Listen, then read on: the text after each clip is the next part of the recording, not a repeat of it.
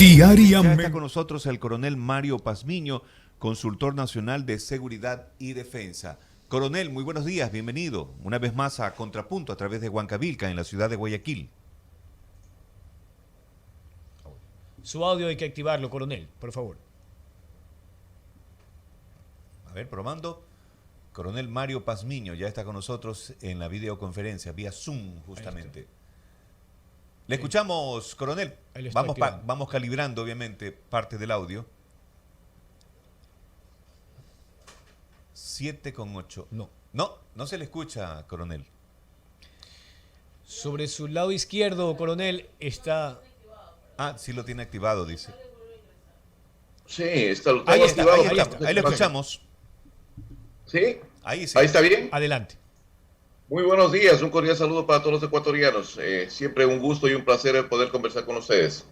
Para nosotros también, coronel Mario Pazmiño, y bueno, una vez más, los ecuatorianos ya no nos sorprendemos, pero la verdad que uno tiene cierta paz, pasan los meses y hay cierta tranquilidad en las cárceles del país, y esta vez nos sorprendió en Turi, ¿no? Una cárcel relativamente pequeña, con 3, 4 pabellones, entiendo, y que el domingo anterior hubo una masacre donde lamentablemente fallecieron 20 PPLs y muchos han quedado heridos también. Y coincide con un nuevo cambio en el orden del ministerio, Ministerio de Gobierno y Ministerio del Interior. Los coge de sorpresa, digo yo. Pero de alguna manera también esta situación prende una vez más las alarmas, dándonos a conocer que no está controlado las cárceles ni penitenciarías del litoral. ¿Qué dice usted, coronel? Su balance. Es correcto lo que usted acaba de afirmar. El último informe de la CIDH pues marca claramente un diagnóstico de la situación del país con relación al tema carcelario, en el cual dice que el Estado ha abandonado el sistema carcelario desde muchos años atrás, y esta es una repercusión, los niveles de violencia, los niveles de hacinamiento, pues es parte de ese abandono del Estado. El Estado lo que ha hecho es ir recortando presupuesto, dejando de atender, dejando de cumplir lo que dice la normativa legal en el artículo 201 de la Constitución. El Estado es responsable por la vida, los derechos y la reinserción social, cosas que no se han cumplido. Y por otro lado, el Estado no ha podido hasta el día de hoy garantizar a los ecuatorianos que exista un control verdadero de la ley, la autoridad sobre los centros carcelarios. En los centros carcelarios, quien domina, quien controla, quien administra son las megabandas, que han proliferado en todos los centros carcelarios a nivel nacional, se han ramificado rápidamente en una metástasis delictiva. Y por otro lado, también lo que hemos visto es que la corrupción ha seguido creciendo en proporciones inimaginables. Se hace una requisa el día de hoy, al otro día ya están nuevamente con armamento en cada uno de los centros carcelarios. O sea, no hay requisa que permita garantizar que no hay armamento al interior de los centros carcelarios, ni droga, ni munición, ni explosivos, porque eso se reabastece rápidamente. ¿Y por qué se reabastece? Porque los guías penitenciarios, los administradores y los otros elementos que están dentro de las cárceles, pues facilitan ese negocio perverso, el ingreso de este tipo de material al interior. Eso por un problema, pero el país está visualizando otro escenario que es mucho más preocupante y que los medios de comunicación, el Estado, no se están dando cuenta. ¿Y cuál es ese? Hay una mutación al momento en lo que son las megabandas, me refiero a choneros, lobos, lagartos, tiguerones, etcétera, etcétera. Una mutación de una megabanda hacia lo que es un microcartel. Exactamente lo que pasó en Bogotá en los años 80, en Colombia en los años 80, cuando salió Pablo Escobar de un pequeño reducto de una banda, se comenzó a formar un cartel mucho más grande, y lo mismo en Medellín, Cali, etcétera. ¿Qué es lo que está pasando? Lo que está pasando es que las megabandas comprendieron que el ser tercerizados por los carteles de Sinaloa y cartel Jalisco Nueva Generación, pues no les daba mucha ganancia. Ellos conocían las rutas, a quién había que comprar en Colombia, cómo había que trasladarlo, dónde había que acopiar la droga. Luego cómo trasladarlo hacia los puertos y aeropuertos y cómo embarcarlo y venderlo. Todo el negocio, este trámite, lo conocían perfectamente, pues habían trabajado desde mucho tiempo atrás, más o menos unos 10 años en esta situación. Entonces, irse independizando era la situación ideal. Y al momento, lo que acaba de pasar hace un mes atrás, menos también, en el sector de San Lorenzo, cuando encontraron un laboratorio a mano de los Chone Killer o Tiguerones, si no estoy mal, pues le están diciendo, señores, estamos independizándonos nosotros y estamos comenzando a manejar ya este tipo de negocio ilegal. Eso es necesario tomar en cuenta porque el momento que comiencen a independizarse y el momento que comiencen a formar estos microcarteles, ese momento va a incrementar los niveles de violencia. Lo que pasó en Bogotá, lo que pasó en México, lo que pasó en El Salvador. Ese es un problema que tenemos. El segundo problema y grave, y este grave también, es ya la presencia en territorio ecuatoriano de las famosas casas de pique, que han proliferado y vemos aterrorizado a la sociedad como hay pedazos de cuerpo en diferentes ciudades del Ecuador, pues botados, dando una imagen de terror en la colectividad. El tercer elemento, se ha comenzado a formar escuelas de sicarios en algunas ciudades, Esmeraldas, en la provincia de Manabí, en la provincia del Guayas, de lo que se tiene conocimiento hasta el momento. ¿Y esto por qué? Porque recuerden ustedes que hace un mes y medio, 2 meses atrás, la Policía Nacional y el Ejército Ecuatoriano descubrieron unos polígonos clandestinos que eran utilizados para que se practique o se entrene a los gatilleros, que no son otra cosa que las personas que van a ejecutar las actividades de sicariato, que eran jóvenes, niños, diría yo, de 14 a 16 años, y que son reclutados en base a temor, a dinero o a droga. Esos 3 factores generan una dinámica mucho más grande de violencia e inseguridad en nuestro país.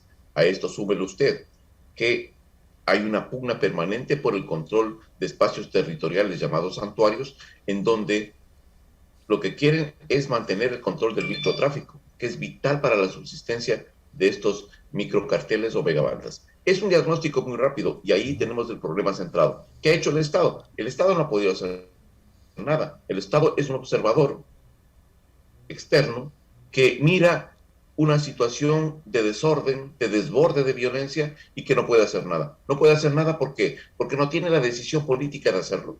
Recién hoy día creo que están comenzando a tomar las riendas de algunos sectores. Y segundo, porque el Estado pues no tiene lo suficiente claridad del problema que está abordando. Cree que está abordando un tema de delincuencia común. Entonces las soluciones son mejorar el UPC, mejorar el PAI, mejorar el patrullero, mejorar el circuito, subcircuito. Y esa es una concepción errada. Lo que estamos siendo afectados el Estado ecuatoriano o la sociedad ecuatoriana es por la presencia del crimen organizado transnacional. Hablamos de mafias, megamafias, estamos hablando de protomafias, estamos hablando de carteles, microcarteles, bandas.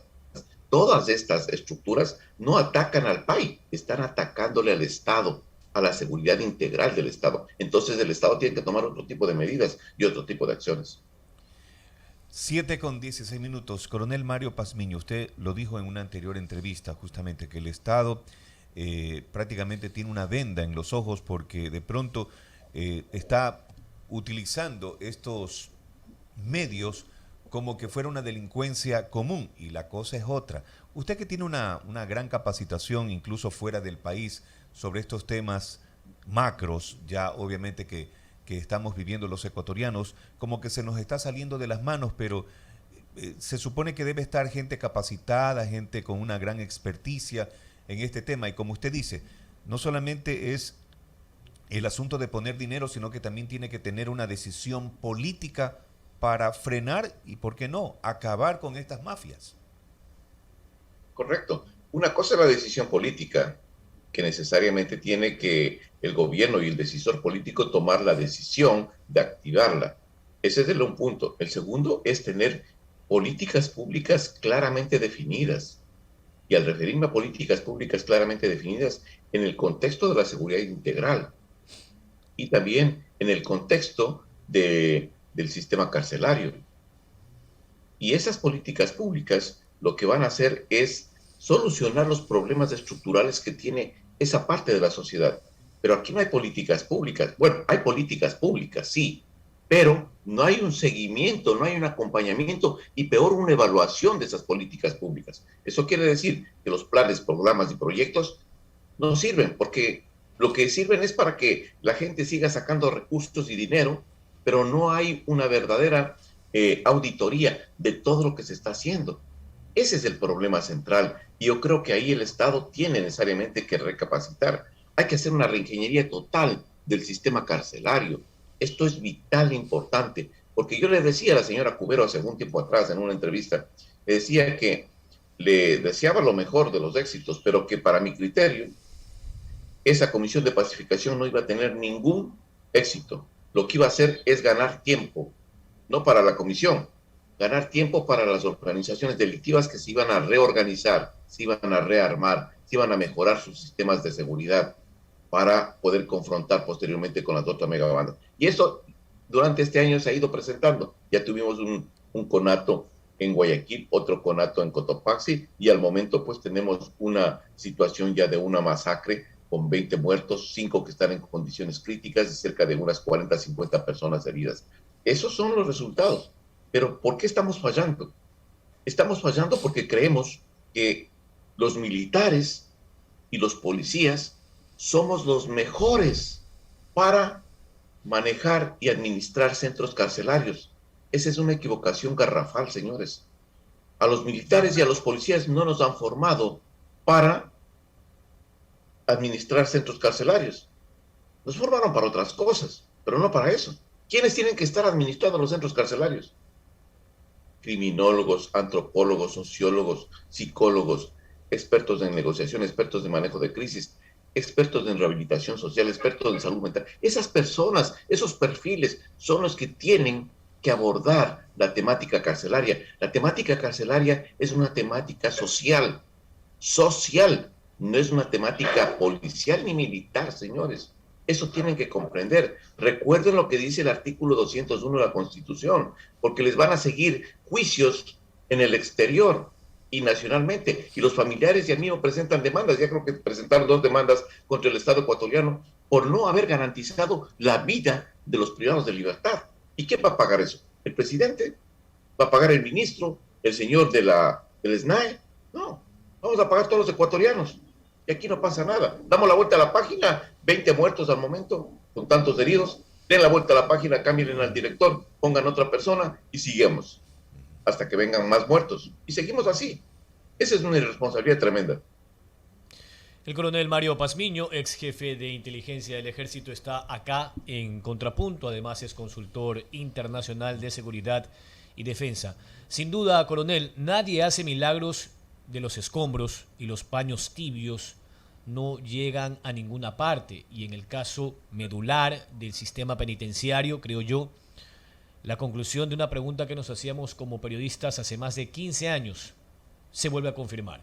¿Quién manda en el sistema penitenciario del Ecuador? Al final, a pesar de los grandes esfuerzos, de los dispositivos conjuntos, Fuerzas Armadas con Policía Nacional, escáneres y demás controles que se hacen al interior de las cárceles. Y esto se lo digo como un testimonio de un periodista que cuando ha acudido, antes cuando sí teníamos acceso a las cárceles, pues pasábamos por estos escáneres, estos chequeos, y teníamos que sacarnos absolutamente todo, zapatos, cinturón y demás. Entonces yo me preguntaba en más de una ocasión cómo es que un ciudadano civil, periodista, pasa por absolutamente todos los filtros, pero la droga, las armas, el trago e incluso las mujeres pasaban como si nada.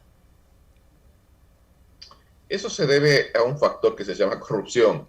Lo que están haciendo ahí es básicamente demostrándole a los medios de comunicación que existe un control excesivo, que existe un control profesional, que existe un control eficiente. Pero por debajo, lo que usted acaba de decir, no entra uno, entran fiestas enteras, entran jacuzzi, prostitutas, droga, whisky, de todo, eso por lo bajito. Entran armas, fusiles, ametralladoras, granadas, explosivos, entra de todo.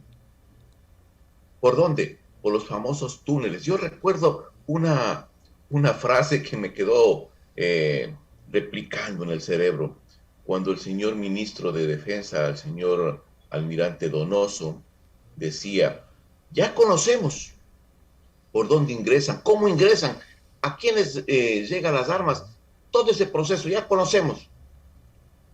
Y la pregunta que yo me hacía mientras escuchaba al ministro de la Defensa decía, si ya conocen, ¿por qué no actúan, pues, señores?